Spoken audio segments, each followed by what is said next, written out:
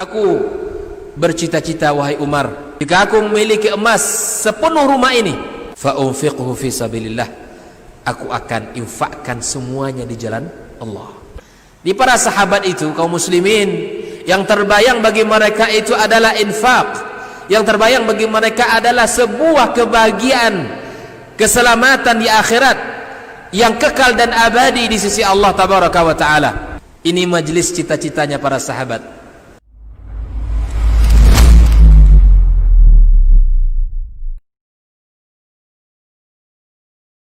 ومن يضلل فلا هادي له أشهد أن لا إله إلا الله وحده لا شريك له وأشهد أن محمدا عبده ورسوله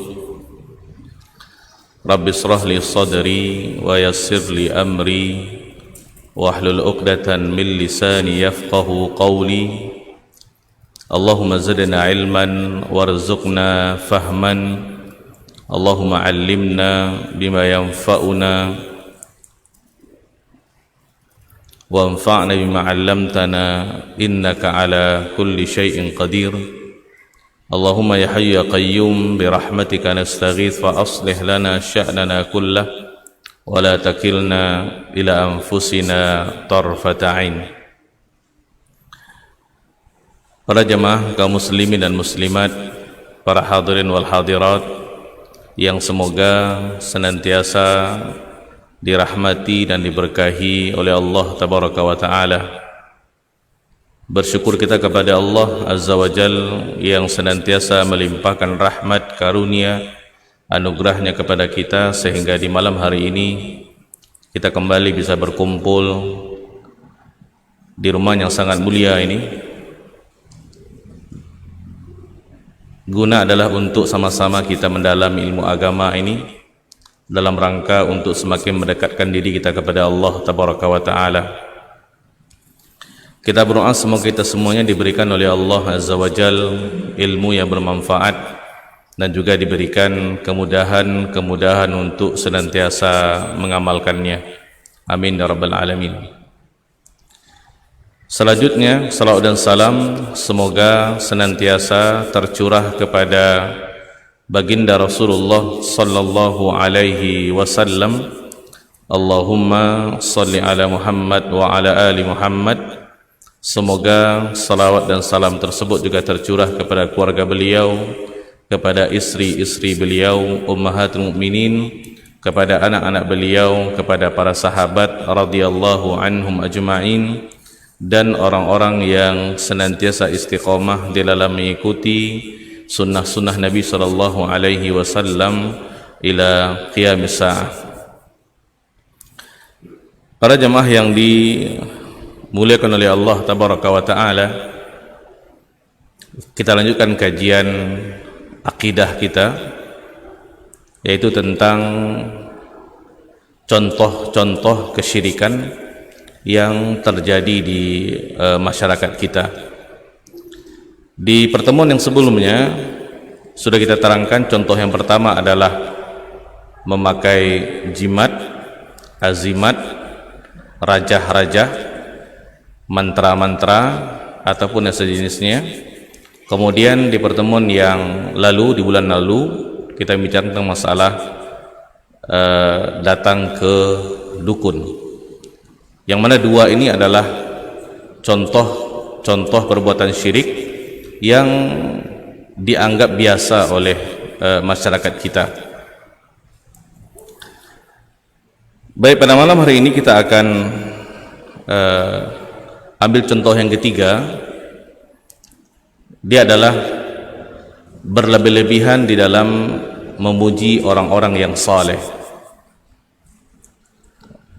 atau di dalam bahasa Arabnya al-ghuluw fis salihin, berlebih-lebihan dalam memuji atau memuliakan orang-orang yang saleh. Apakah orang tersebut masih hidup atau dia telah meninggal? Para jemaah yang dimuliakan oleh Allah tabaraka wa ta'ala, al-ghuluw, ya, kalau ditinjau daripada sudut bahasa adalah sesuatu yang berlebihan. Jadi jika sesuatu itu sudah berlebihan dia, maka dikatakan dia adalah sesuatu yang ghulu, daripada kalimat ghala yaghlu, ghuluwan. Ya. Kemudian as-salihin, siapakah orang-orang yang saleh? Dikatakan para ulama, orang-orang yang saleh adalah orang-orang yang telah menunaikan hak-hak Allah. Orang-orang yang saleh adalah orang-orang yang telah menunaikan hak-hak Allah dan juga menunaikan hak-hak manusia. Bagaimana dikatakan seseorang telah menunaikan hak-hak Allah? Adalah ketika seseorang telah sempurna untuk mentauhidkan Allah tabaraka wa taala. Di ketika tiga tauhid tadi, tauhid rububiyah, mengesahkan Allah tabaraka wa taala dengan perbuatan-perbuatan Allah, daripada menciptakan, mengatur alam semesta, menghidupkan, mematikan. Kemudian yang kedua, tauhid uluhiyah, mengesahkan Allah tabaraka wa taala di dalam penghambaan diri kita kepada Allah. Apapun bentuk ibadah itu hanya kita tuju lillahi ta'ala. Kita salat untuk Allah, kita zakat untuk Allah, kita berpuasa lillah, kita haji lillah, kita bersedekah lillah, kita menyembelih lillah, semuanya ibadah. Kemudian ketiga, tauhid asma wa sifat. Nah, ketika seseorang telah menunaikan hak-hak Allah, dan dia bukan sebatas keyakinan para jemaah, tetapi juga diaplikasikan di dalam kehidupan sehari-hari. Ketika seseorang tauhidnya sempurna, maka dia akan semakin dekat dengan Allah tabaraka wa taala. Maka dia akan semakin menghambakan, menghinakan dirinya kepada Allah tabaraka wa taala. Apapun yang dilaksanakan, ibadah-ibadah apapun yang dilaksanakan, apakah ibadah bentuknya adalah ibadah-ibadah yang zahirah, yang tampak, seperti salat, zakat, berhaji, bersedekah, membaca Al-Quran, atau ibadah-ibadah yang sifatnya adalah batinah, seperti tawakal, ikhlas, sabar, ya. Nah, ini semua akan tampak di dalam kehidupan seseorang. Ya, ini akan tampak di dalam kehidupan seseorang. Kemudian juga dia menunaikan hak-haknya makhluk, baik hubungannya dengan manusia, dia senantiasa menghormati orang, dia senantiasa menjaga muamalahnya dengan saudara-saudaranya, dengan tetangganya, dengan rekan kerjanya, dengan familinya, dengan kerabatnya, dengan siapapun, dan dia tidak punya masalah apapun dengan orang-orang di sekelilingnya. Nah, ketika orang-orang ini sudah menunaikan hak Allah, artinya baik hubungannya dengan Allah, hablum minallah, kemudian juga dia menjaga hak-haknya dengan manusia, yaitu hablum minan nas, maka dia dikatakan adalah orang yang saleh. Ya. Nah, tentu kalau kita bicarakan siapa orang yang paling saleh di kalangan manusia, para jemaah, jawabannya adalah Nabi kita tercinta Muhammad sallallahu alaihi wasallam. Itu adalah manusia yang paling saleh yang ada di permukaan bumi ini. Nah, kita sebagai seorang mukmin, umat Nabi Muhammad sallallahu alaihi wasallam, dituntut untuk senantiasa menghormati Nabi sallallahu alaihi wasallam. Kita dituntut untuk senantiasa memuliakan Nabi sallallahu alaihi wasallam. Ini merupakan rukun iman, beriman kepada para rasul. Dan ini juga merupakan tuntutan daripada syahadat kita. Kita mengatakan asyhadu an la ilaha illallah wa asyhadu anna Muhammadar Rasulullah. Ketika kita mengatakan wa anna Muhammadar Rasulullah, bahwasanya Muhammad adalah utusan Allah, konsekuensinya adalah kita harus senantiasa menghormati, memuliakan Nabi kita tercinta Muhammad sallallahu alaihi wasallam. Dan itu bukan sebatas lisan, Bapak dan Ibu. Bagaimana seorang mukmin dikatakan telah menghormati, memuliakan Nabi sallallahu alaihi wasallam? Jelas dengan kita senantiasa mempelajari, kemudian memahami dan mengamalkan sunnah-sunnah Nabi sallallahu alaihi wasallam. Baru dia dikatakan telah menghormati Nabi Muhammad sallallahu alaihi wasallam. Karena terus terang di zaman sekarang ini banyak orang-orang yang hanya mengklaim saja, saya mencintai Nabi sallallahu alaihi wasallam, tetapi dia melanggar perintah-perintah Nabi sallallahu alaihi wasallam, tetapi dia mengabaikan arahan-arahan Nabi sallallahu alaihi wasallam. Dia mencampakkan sunnah Nabi sallallahu alaihi wasallam di belakang punggungnya. Tidak sama di antara apa yang dia katakan dengan apa yang dia lakukan. Dan kita tahu bahwa kecintaan itu, cinta itu perlu kepada bukti. Itu yang Allah katakan dalam surah Al-Imran, "Qul in kuntum tuhibbunallah fattabi'uni yuhibbukumullah wa yaghfir lakum dzunubakum." Katakanlah Muhammad, jika kalian mencintai Allah tabaraka wa taala, fattabi'uni, kata Nabi, ikuti aku. Ketika seorang mukmin mengikuti Nabi sallallahu alaihi wasallam, apa yang diikuti kepada Nabi? Sunnah-sunnahnya. Apa yang dikatakan sunnah Nabi? Perkataan, perbuatan, dan ketetapan Nabi sallallahu alaihi wasallam. Itu sunnah Nabi. Ya, kalau kita senantiasa mengikuti sunnah-sunnah Nabi sallallahu alaihi wasallam, maka pasti Allah akan mencintai kita. Kita dituntut untuk senantiasa menghormati dan memuliakan Nabi sallallahu alaihi wasallam. Yang tidak boleh, Bapak dan Ibu, adalah kita berlebih-lebihan di dalam memuliakan Nabi sallallahu alaihi wasallam. Maksudnya apa? Ketika seseorang memposisikan Nabi melebihi kenabiannya. Saya ulangi, ketika seseorang memposisikan Nabi, mendudukkan Nabi bukan pada kedudukannya, melebihi kedudukan beliau seorang Nabi dan Rasul, itu tidak boleh.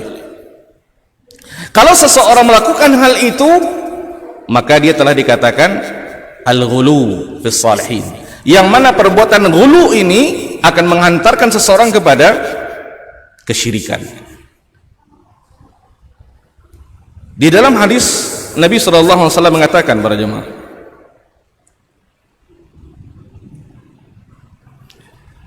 ketika ada orang-orang yang memuja Nabi sallallahu alaihi wasallam di atas kedudukan beliau sallallahu alaihi wasallam, Nabi mengatakan, la tutruni kama atratin nasara Isa bin Maryam. Janganlah kalian berlebih-lebihan di dalam memujiku sebagaimana orang-orang Nasara berlebih-lebihan memuji Isa, anaknya Maryam. Apa keyakinan orang-orang Nasrani terhadap Nabi kita tercinta Isa alaihissalam? Dia adalah Tuhan. Orang-orang Nasara mengatakan Isa itu adalah Tuhan. Itulah Tuhan mereka. Jelas dalam agama kita mengatakan Isa adalah Nabi. Derajat beliau alaihissalam tidak sampai kepada ketuhanan. Nah, ketika seseorang memposisikan Isa melebihi posisi yang sebenarnya yang telah Allah berikan kepada beliau, maka orang tadi dikatakan ghulu, seperti perbuatan orang-orang Nasara. Itulah yang mereka sembah, itulah yang mereka yakini Tuhan mereka dengan Tuhan anak dan seterusnya. Ya. Kemudian beliau mengatakan, innama ana abdullah faqulu, innama ana abdun, sesungguhnya aku adalah seorang hamba, faqulu abdullah wa rasuluh, aku ini hanya hamba kepada Allah. Hamba kepada Allah artinya apa? Akan mengikuti segala perintah Allah tabaraka wa taala. Nabi mengatakan faqulu, maka katakan terhadap diriku Abdullah wa rasuluh, hamba Allah dan utusannya. Jadi kalau ada orang, Bapak dan Ibu, di zaman sekarang mengatakan Nabi sallallahu alaihi wasallam melebihi kedudukan beliau, ini yang dilarang oleh Nabi sallallahu alaihi wasallam. Kalau ada orang di zaman sekarang, Bapak dan Ibu, berdoa di rumahnya, tapi yang dia katakan adalah, yang dia panggil adalah Nabi Muhammad sallallahu alaihi wasallam. Wahai Nabi, tolonglah saya. Itu perbuatan syirik. Kenapa? doa hanya untuk Allah tabaraka wa taala. Ketika seseorang berdoa memanggil Nabi sallallahu alaihi wasallam, berarti dia telah mendudukkan Nabi tidak pada kedudukan beliau sallallahu alaihi wasallam. Bukan itu penghormatan yang dituntut daripada kita para ibu. Oleh karena di dalam hadis lain, ya, ketika beliau bertemu dengan orang-orang di kota Mekah ketika itu, ada yang mengatakan Sayyid, Ibnu Sayyid, orang yang paling mulia, orang yang paling baik. Nabi mengatakan spontan kepada orang-orang itu, As-Sayyid Allah tabaraka wa ta'ala. Yang tuan itu adalah Allah, bukan aku. Aku hamba. Hamba kepada Allah tabaraka wa ta'ala. Kedudukanku adalah hamba. Beda kita dengan Nabi SAW, beliau diutus pada Nabi. Beliau diberikan wahyu. Tapi hakikatnya beliau sama seperti kita, manusia biasa, tetapi diberikan tugas khusus, yang mana tugas tersebutlah yang telah mengangkat derajat beliau di atas manusia yang lainnya. Tidak lebih, tidak kurang daripada itu. Kemudian beliau mengatakan, ya ayuhan nas, wahai manusia, kata beliau, qulu biqaulikum, katakanlah dengan perkataan kalian, wala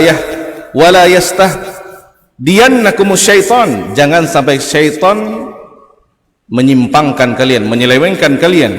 Ana Muhammad, aku adalah Muhammad, Abdullah wa Rasuluh, hambanya, hamba Allah dan utusannya. Ma uhibbu an tarfa'uni fawqa manzilati allati anzalani Allah azza wa jalla. Dan aku tidak suka kalian mengangkatku di atas kedudukan yang telah Allah dudukkan aku di tempat tersebut. Lihat para ibu, itu Nabi kita tercinta Muhammad sallallahu alaihi wasallam. Beliau tidak mau dipuji, dipuja, dimuliakan, dihormati melebihi kedudukan beliau sallallahu alaihi wasallam. Nah, kalau kita lihat kepada sejarah ini, Nabi kita tercinta Muhammad sallallahu alaihi wasallam saja yang secara akal beliau layak diberikan penghormatan seperti itu, karena beliau adalah Khalilullah, kekasih Allah tabaraka wa taala, orang yang pertama masuk surga Allah tabaraka wa taala, yang mana manusia tidak akan masuk surga sebelum Muhammad sallallahu alaihi wasallam membuka pintu surga pada Nabi. Kedudukan yang sangat mulia. Dengan yang seperti itu pun beliau tidak ingin dipuji secara berlebihan. Yang dipuji secara berlebihan, itulah yang dikatakan al-ghulu fi salihin, berlebihan di dalam memuji orang-orang saleh, mendudukkan orang-orang saleh tidak pada kedudukannya. Ya, para jemaah yang dimuliakan oleh Allah tabaraka wa taala, kalau kita perhatikan di dalam sejarah manusia, ya, kita dapatkan bahwasanya kesyirikan yang pertama terjadi di permukaan bumi ini yang terjadi pada zaman Nabi Nuh alaihi salam. Itu adalah sebabnya karena orang-orang pada zaman tersebut berlebih-lebihan di dalam memuji orang-orang yang saleh. Itu sebabnya para ibu. Inilah sebab yang paling besar yang telah menyebabkan kesyirikan terjadi di permukaan bumi ini. Ini Allah katakan di dalam Al-Quran, ya. Allah katakan di dalam surah Nuh, ya, terkait orang-orang ini. Allah mengatakan, waqalu, mereka mengatakan, ini kaum Nuh alaihissalam, la tadharunna alihatakum wa la tadharunna waddaw wa la suwa'an wa la yaghutha wala yaghutha wa ya'uqa wa nasra wa qad adallu katsira. Dan mereka mengatakan, kaum Nuh tadi, janganlah kalian meninggalkan Tuhan-Tuhan kalian, dan janganlah kalian meninggalkan Wad. Ini nama-nama orang-orang saleh pada zaman kaum Nuh, namanya Wad, wala Suwa, namanya Suwa, wala Yaghuth, namanya Yaghuth, wa Ya'uq, namanya Ya'uq, wa Nasra, dan Nasra.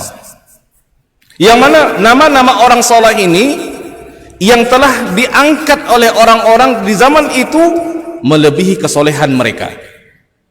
Kalau kita buka tafsir Ibnu Katsir rahimahullah, di dalam tafsir itu Abdullah bin Abbas mengatakan, haula, nama-nama dalam ayat ini, Waddan, wala Suwa'an, wala Yaghutha, wa Ya'uqa wa Nasra, adalah asma'u as-salihina fi qaumi Nuhin, nama orang-orang soleh pada zaman Nabi Nuh alaihi salam.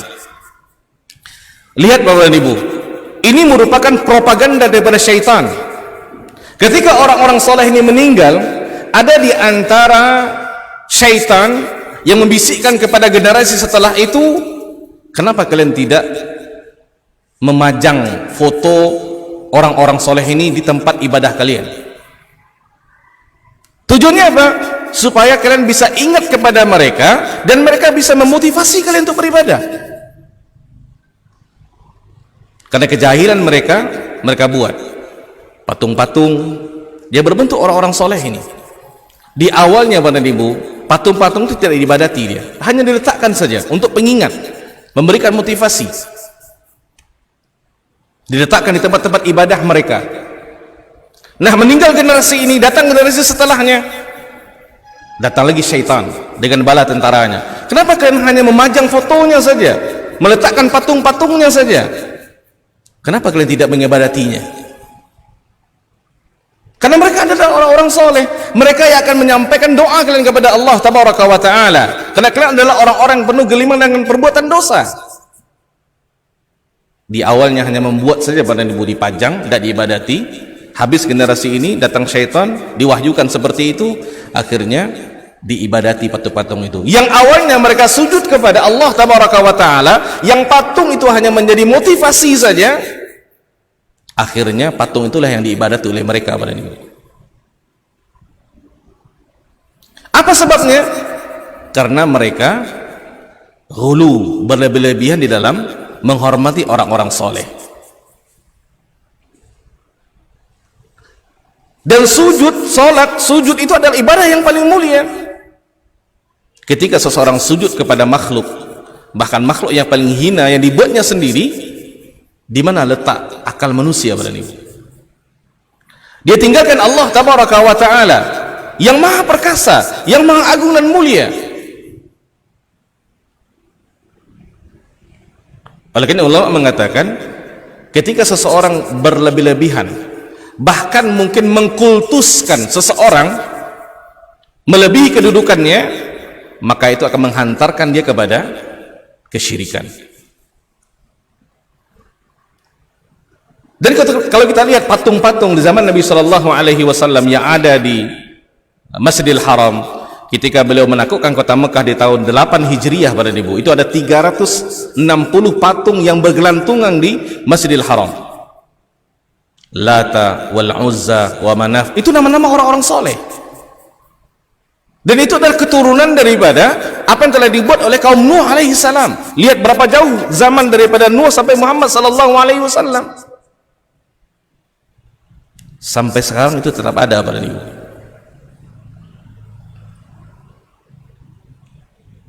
Orang-orang soleh yang telah meninggal, mereka perlu doa kita pada Ibu. Mereka perlu doa orang-orang yang hidup untuk mereka. Kalaupun kita berdoa kepada mereka, mereka tidak akan mendengarnya. Orang banyak kalau kita diperhatikan di negara yang kita cintai ini, di Indonesia ini, yang dinamakan dengan wisata religi, mendatangi kubur-kubur para wali. Mungkin kalau kita di Sumatera, Pak, mungkin agak jarang kita lihat gitu. Tapi kalau saudara kita di Pulau Jawa, itu hal yang sangat lumrah gitu. Tidak sempurna agama mereka sebelum mereka ziarah atau apapun di kubur-kubur walinya. Itu pun kalau betul-betul wali. Banyak orang-orang yang mengira ini kubur wali ini. Setelah dibongkar, ternyata kepala sapi, kepala itu hanya ada batok kelapa atau apa saja, tidak tahu kita entah apa. Itu yang sujud di situ, tawaf di situ. Kalau Nabi kita tercinta Muhammad sallallahu alaihi wasallam saja tidak redha ketika beliau hidup dipuji melebihi kedudukan beliau, apalagi orang-orang di bawah beliau. Kita bukan tidak boleh menghormati, boleh, tapi ada batasan-batasannya. Ya. Ada rambu-rambunya. Maka tidak boleh pada niku seseorang berlebih-lebihan di dalam memuji orang-orang yang saleh. Kalau kita perhatikan pada ibu di dalam surah Fatir,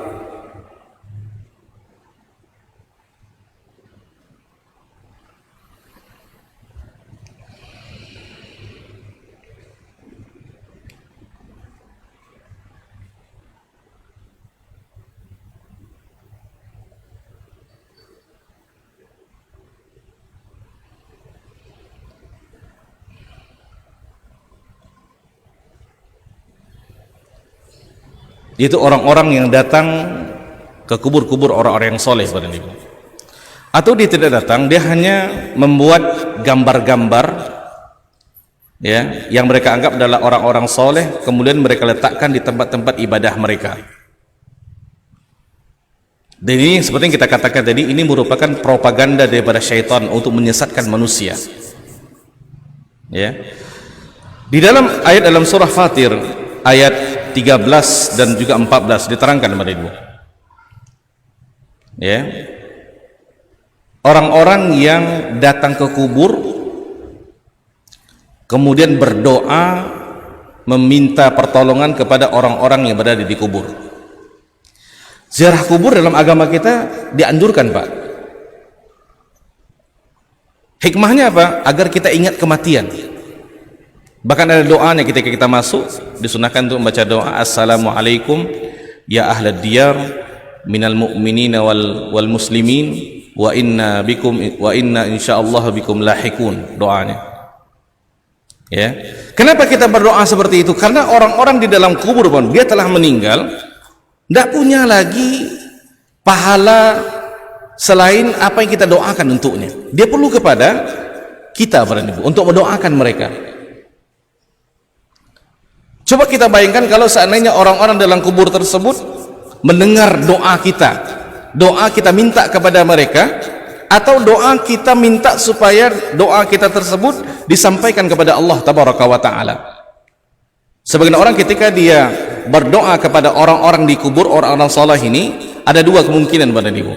Apakah dia langsung berdoa kepada orang soleh tadi, meminta sesuatu kepada orang soleh tadi, atau dia hanya dijadikan sebagai perantara saja. Dua-duanya adalah perbuatan syirik. Yang pertama, ketika dia berdoa hanya kepada orang kubur itu saja, minta sesuatu, minta manfaat, atau minta ditolak daripada perbuatan-perbuatan yang mudarat, dia tidak minta kepada Allah Tabaraka wa Ta'ala, jelas syirik yang besar. Kenapa? Karena doa adalah ibadah. Ad-du'a huwal ibadah. Bahkan dikatakan ad-du'a mukhul ibadah. Intinya ibadah adalah doa kepada Allah Tabaraka wa Ta'ala. Sekarang kalau seseorang menyelewengkan doa kepada selain Allah, itulah syirik. Atau dia hanya sebatas menjadikan orang di dalam kubur itu sebagai zulfa. Zulfa itu adalah perantara saja. Mungkin dia merasa dirinya kotor, dia malu untuk minta langsung kepada Allah, sehingga dia perlu perantara untuk menyampaikan doanya itu kepada Allah Tabaraka wa Ta'ala. Juga syirik. Kenapa? Karena Allah tidak perlu perantara. Allah jelas mengatakan dalam Al-Quran, wa idza sa'alaka ibadi anni fa inni qarib. Apabila hambaku bertanya tentangku wahai Muhammad, anni, maka sesungguhnya aku dekat. Dekat Allah Tabaraka wa Ta'ala. Kita kalau dekat dengan teman kita, kita tidak perlu orang untuk memanggilnya. Kita bisa memanggilnya. Itu secara akal kita. Kalau Allah sudah mengatakan fa inni qarib, Allah tidak perlu perantara. Sebanyak manapun dosa kita, Allah akan membuka pintu-pintu taubatnya untuk kita. Yakinlah itu. Ya.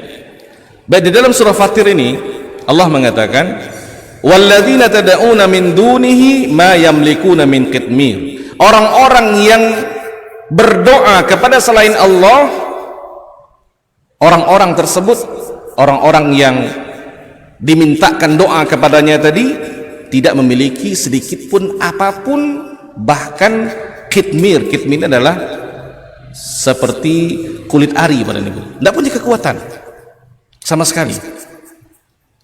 Allah mengatakan, in tad'uuhum, kalau kalian berdoa kepada mereka, kalian seru mereka, orang-orang di dalam kubur ini, orang-orang soleh ini, la yasma'u du'aakum, mereka tidak akan mendengar doa kalian. Kenapa Pak? Karena dunianya ataupun tempatnya sudah berbeda, alamnya sudah berbeda. Kita alam dunia, mereka alam barzakh. Barzakh itu pembatas dia. Bagaimanapun kita berdoa kepada mereka, meminta kepada mereka, mereka tidak akan mendengar. Ini Allah yang mengatakan, in tad'uuhum la yasma'u du'aakum. Jika kalian berdoa kepada mereka, orang-orang soleh yang telah meninggal dalam kubur tadi, mereka tidak akan mendengar doa kalian.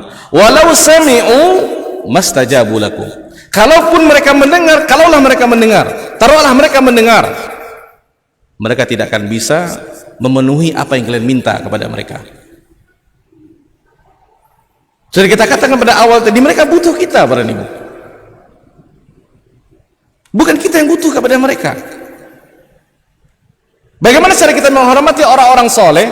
Mungkin Pak Bu, kita punya guru ngaji dulu, ustaz-ustaz kita dahulu yang sudah mendahului kita sekarang. Bagaimana cara kita berbuat baik kepada mereka setelah mereka meninggal? Mendoakan mereka, bukan minta doa kepada mereka. Mendoakan mereka pada ibu. Dan itu adalah adab seorang murid kepada gurunya. Orang-orang telah berjasa dalam kehidupan kita sehingga kita bisa seperti sekarang ini, yang mengajarkan Al-Quran, mengajarkan Iqra kepada kita pada ibu. Itu pahalanya luar biasa. Ustaz dahulu yang mengajar kita di MDA, di TPA, di setiap sore itu kecil-kecil dulu, itu kalau kita doakan mereka pada ibu, itu adalah ilmu yang bermanfaat. Walaupun mereka kenalkan kita satu huruf alif saja sehingga kita bisa membaca Al-Quran, kita baca terus, maka pahala akan mengalir kepada mereka pada ibu. Ini adalah pembenaran daripada sabda Nabi SAW, khairukum man ta'allama al-Qur'ana wa 'allamahu. Sebaik-baik kalian adalah orang yang mempelajari Al-Quran dan mengajarkannya pada ibu. Jangan sepelekan guru-guru seperti ini. Kalau kita memang ingin menghormati mereka, doakan mereka, sebut nama mereka di dalam doa-doa kita. Itu tandanya kita mengenang jasa mereka. Kenapa? Karena sekarang ini mereka butuh kepada doa kita. Jangan justru kita menambah beban kepada mereka dengan kita minta kepada dia. Ya. Jadi Allah mengatakan, walau sami'u mastajabu lakum wa yaumal qiyamati yakfuruna bisyirkikum. Di hari kiamat mereka lah yang akan mengkufurkan, mengingkari perbuatan-perbuatan syirik kalian. Wala yunabbi'uka mithlu khabir, dan tidak ada yang akan memberikan kabar seperti dikabarkan oleh Allah tabaraka wa taala, khabir. Ini tegas Allah mengatakan kepada ibu. Oleh karena tidak boleh ketika seseorang datang ke kubur untuk minta sesuatu kepada orang kubur tadi. Tidak boleh pada ibu. Bahkan Allah mengatakan sebatas kita berdoa di kubur saja itu dikatakan tidak baik, karena doa adalah ibadah dan sebaik-baik ibadah adalah di rumah-rumah Allah tabaraka wa taala.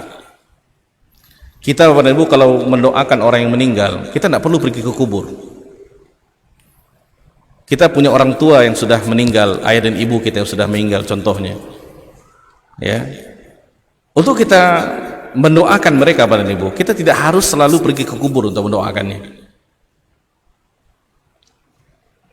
Karena doa yang kita panjatkan kepada Allah tabaraka wa ta'ala itu sampai kepada mereka.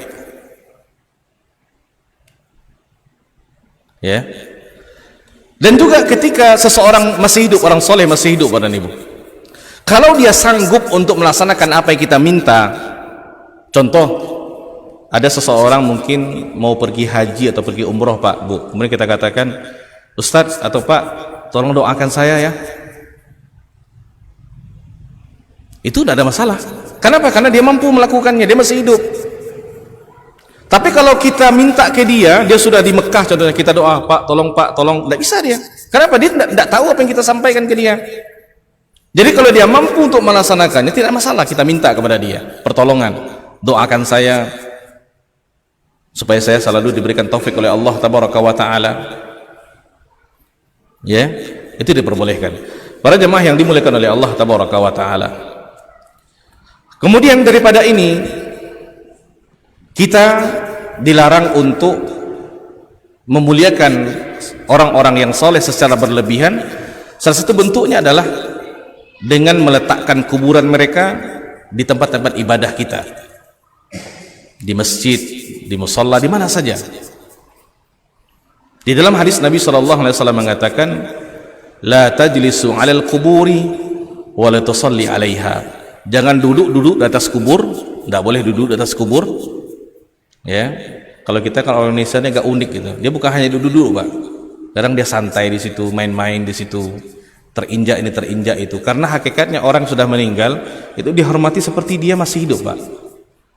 Makanya kalau orang sudah meninggal, dia terbaring, kita tidak boleh melangkahinya. Kenapa? Kalau orang hidup kan tidak boleh dilangkahi. Kita mesti menghormatinya gitu. Tapi sesuai dengan standarnya. Ya, bahkan Nabi SAW pada ibu di masa-masa beliau sakit yang membawa beliau kepada kematian, beliau tetap mengatakan la'natullahi al-yahud wan nasara. Semoga Allah melaknat orang-orang Yahudi dan Nasara. Ittakhadhu qubur anbiya'ihim masajida. Karena mereka telah menjadikan kubur-kubur nabi-nabi mereka sebagai tempat sujud mereka, masjid. Makanya kita dilarang untuk meletakkan kuburan itu di tempat-tempat ibadah kita. Kalau ada yang mengatakan, Ustaz, saya tidak beribadah ke kubur tadi, hanya sebatas untuk menghormati dia, mungkin dia punya banyak jasa ke masjid, apakah tanah-tanah dia mungkin dia wakafkan. Apa bedanya dengan kaum Nuh tadi? Kan sama dia. Untuk kita menghormati dia, kita buat patung-patungnya. Nah, begitulah syaitan menyesatkan manusia. Sekarang mungkin kita tidak akan beribadah kepada dia, tapi di jauh-jauh hari nanti, ini masalah hati Bapak dan Ibu.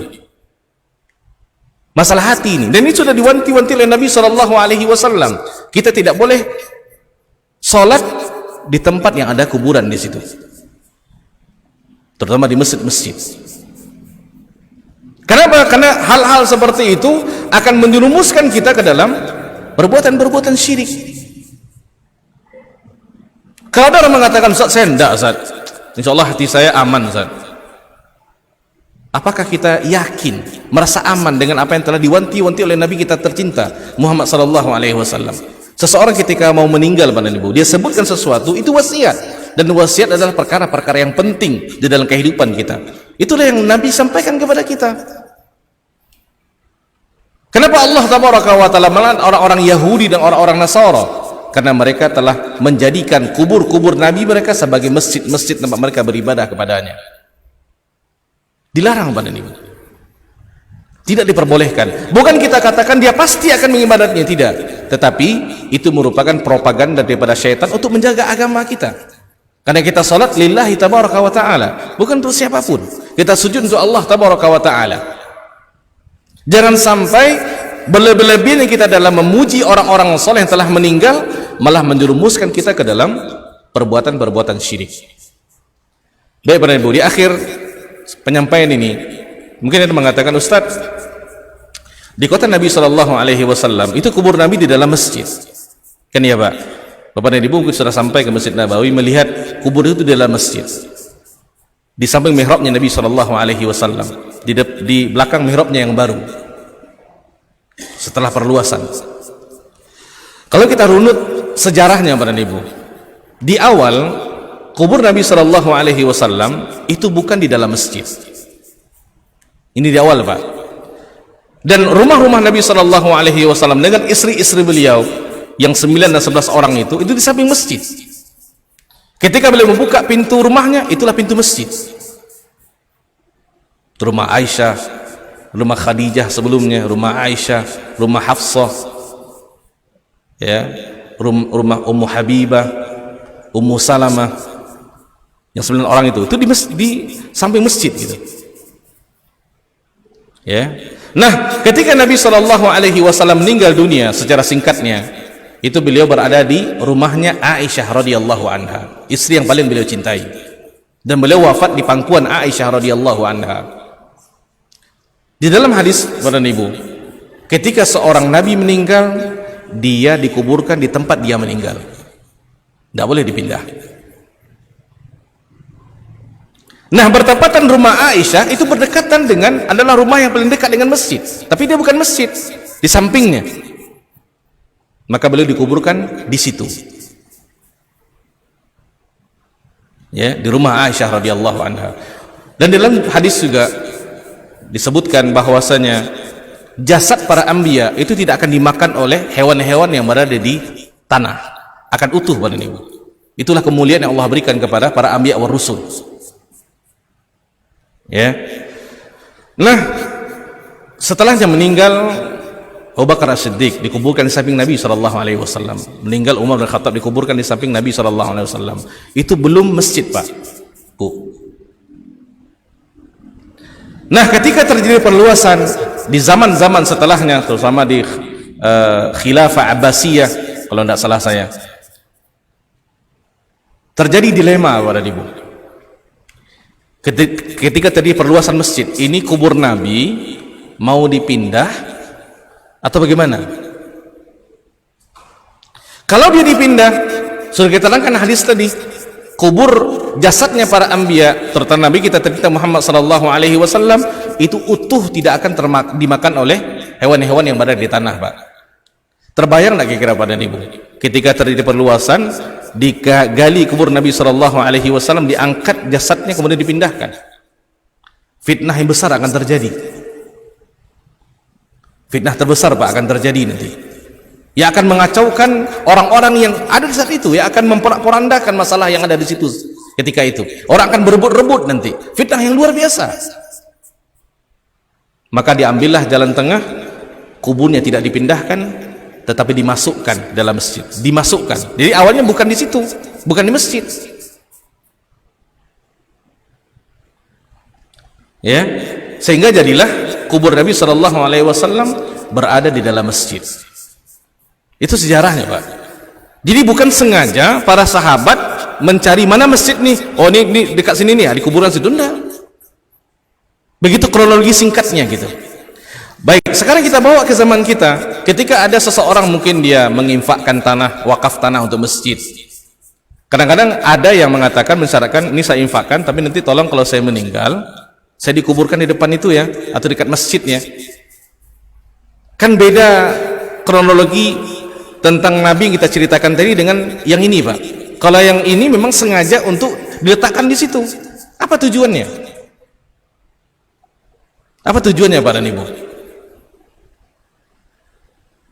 Kalau supaya kita ingin mendoakan beliau, tidak perlu di situ.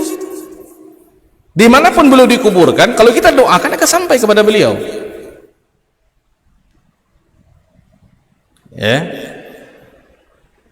Ditambah dengan hadis Nabi SAW yang wanti-wanti kita untuk jangan menjadikan kubur itu sebagai masjid. Bahkan dalam hadis lain, Bapak Ibu, dikatakan oleh Nabi SAW, ij'alu fi buyutikum min salatikum wala taj'aluha qubura. Jadikan rumah kalian itu tempat-tempat kalian salat.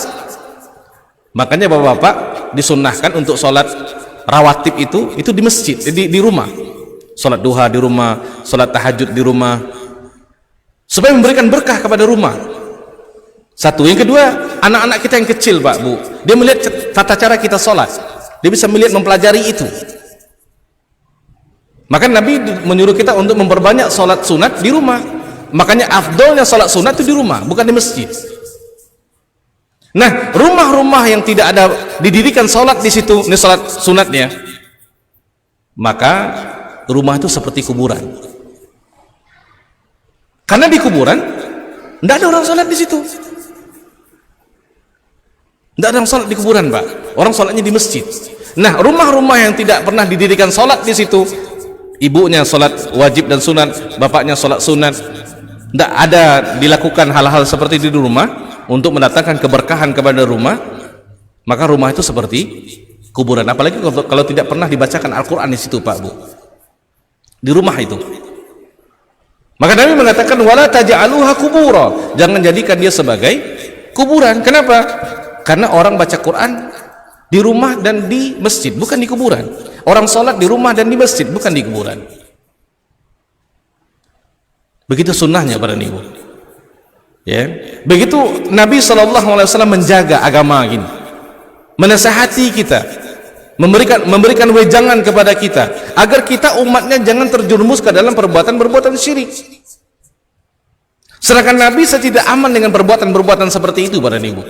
Apa susahnya bagi Nabi SAW mengatakan kepada para sahabat, kalau memang boleh menguburkan di masjid, nanti kalau saya meninggal kuburkan saya di masjid. Bahkan beliau layak untuk mengatakan hal itu, tapi beliau tidak melakukan itu para ibu. Dan para sahabat Nabi SAW setelah beliau meninggal, mereka tidak pernah minta ke kuburan Nabi SAW, Pak. Lihat ketika terjadi paceklik air, tidak turunnya hujan di kota Madinah para ibu, kemana Umar pergi, Pak? Ke pamannya Nabi SAW, kepada Abbas bin Abdul Muttalib, bukan ke kuburan Nabi. Kuburan Nabi ada ketika itu.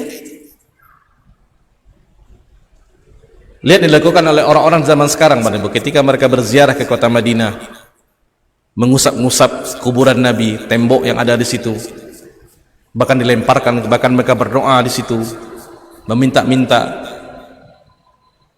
Dan kita mendengar dan melihat dengan mata kepala sendiri, Pak Ibu. Ketika kita kuliah di situ selama 5 tahun, setiap orang yang berziarah akan mengatakan hal seperti itu. Ya Nabi, isma'na, wahai Nabi, dengarkan kami. Ya Nabi, istajib lana, wahai Nabi, perkenankanlah doa kami. Ini dikatakan al-ghulu fis salihin, Pak Bu. Dan ini adalah propaganda dari syaitan menjerumuskan manusia ke badan kesyirikan. Dan itu merupakan contoh-contoh kesyirikan di zaman kita, di masyarakat kita. Ya, baik, mungkin ini sebenarnya tadi pertanyaan itu ya. Ya. Baik, nanti kalau Bapak dan Ibu ada pertanyaan di pertemuan yang akan datang, sebelum kita mulai, kita bisa buka pertanyaan terutama di 3 contoh yang sudah kita sampaikan, itu memakai jimat, kedukun, dan berlebihan di dalam memuji orang-orang soleh. Kita bisa diskusi, karena hakikatnya ilmu itu adalah didiskusikan supaya lebih terbuka kebaikan-kebaikan dan manfaat daripadanya. Ya, baik, mungkin itu karena sudah waktu azan Isya. Sampai di sini, mohon maaf atas segala penyampaian yang tidak pada tempatnya, kata-kata yang tidak pada tempatnya, mohon maaf. Yang baik daripada Allah, tidak baik daripada kelemahan diri saya sendiri. Aku lu mata tasma'un, subhanakallahumma wa bihamdika, asyhadu an la ilaha illa anta, astaghfiruka wa atubu ilaik. Wassalamualaikum warahmatullahi wabarakatuh.